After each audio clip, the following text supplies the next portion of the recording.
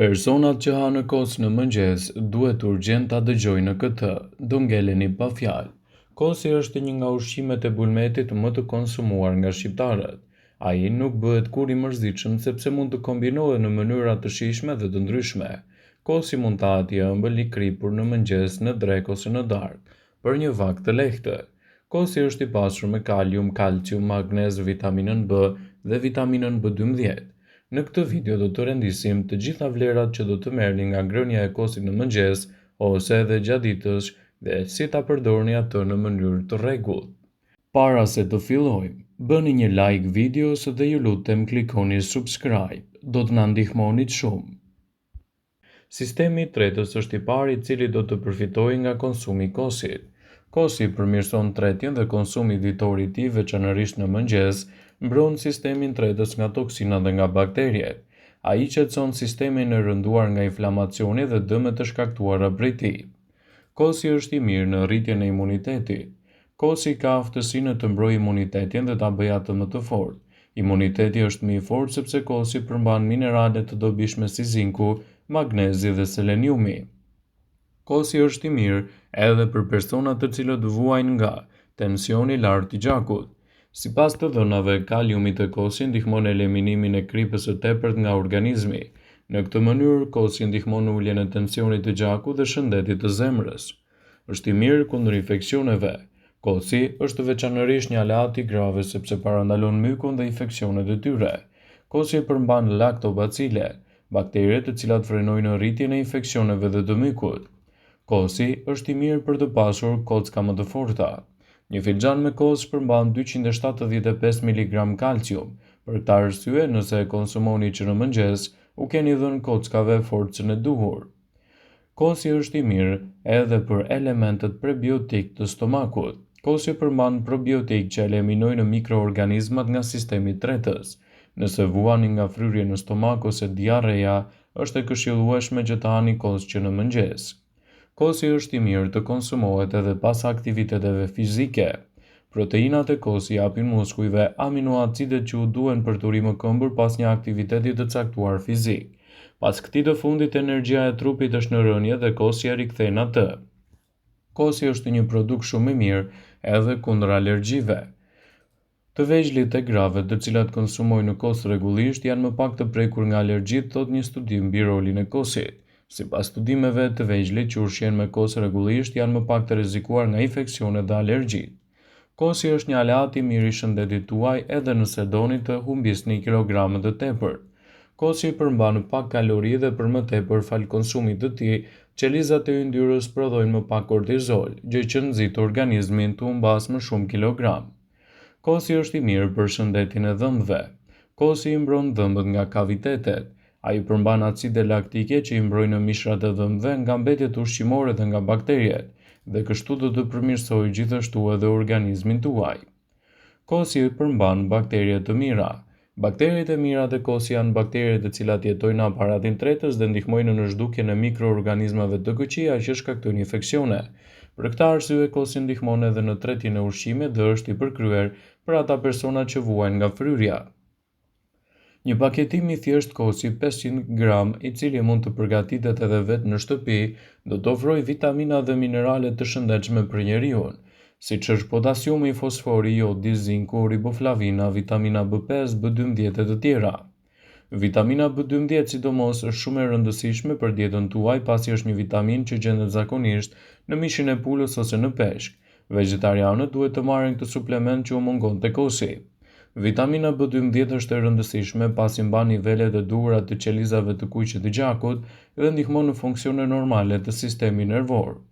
Kosi është i pasur me kalcium dhe kalciumi është përbërësi kryesor ushqimor për të pasur kocka të shëndetshme.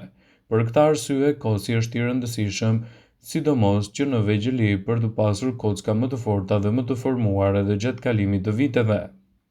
Shumica e njerëzve nuk e di nëse kosi i thjesht i përgatitur vetë në shtëpi është i pasur me kalcium dhe gjithashtu do të ofrojë element më të lartë ushqyes.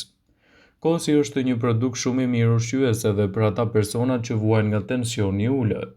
70% e njerëzve që konsumojnë 2 herë më shumë krip mund të vuajnë nga problemet e hipertensionit. Kripa, sado që i shton shije, mund të shkaktojë edhe probleme me tensionin. Por potasiumi te kosi parandalon edhe rritjen e tensionit dhe gjithashtu është një produkt i cili mund t'ju vinë në ndihmë në këto raste. Të gjithë duhet të konsumoni kos pasi është i pasur edhe me proteina. Proteinat janë përbërësit kryesor në trup që merren me ndërtimin dhe mirëmbajtjen e trupit dhe të gjitha funksioneve metabolike. Kosi është i pasur me proteinë dhe një mënyrë e shëndetshme për të marrë proteinën që ju duhet. Gjithashtu, gjeni llojet e kosit të cilat janë të preferuara dhe i përgatisni ato vetë në shtëpi, kështu do të merrni rezultate më të mira ushqyese për të gjitha elementët ushqyes të organizmit dhe gjithashtu në mbajtjen larg të komplikacioneve të tyre.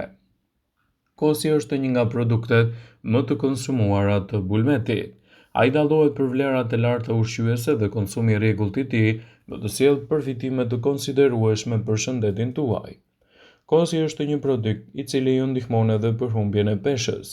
Për disa, dëshira për të humbur kilogram të tepërt mund i bëjë ata që të kthehen në çfarëdo lloji zgjedhje, qoftë një ushtrim ndërtues në palestër ose vëzhgimi i dietës së tyre, ose zakonisht një kombinim i këtyre gjërave.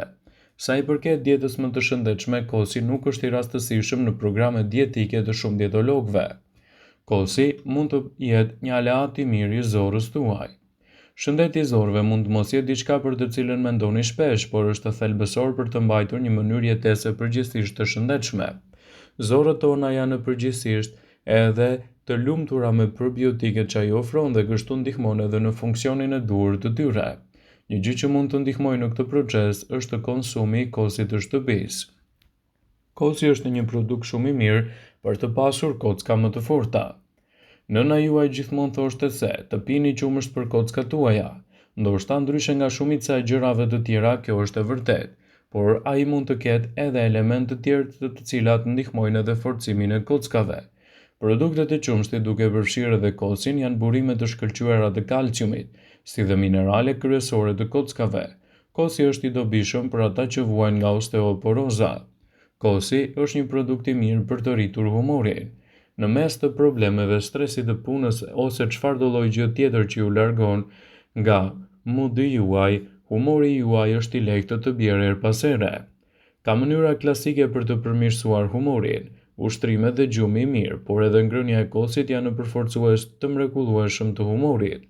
Sistemi juaj imunitar do të jetë më i fortë me konsumin e kosit në mënyrë të rregullt në dietën tuaj.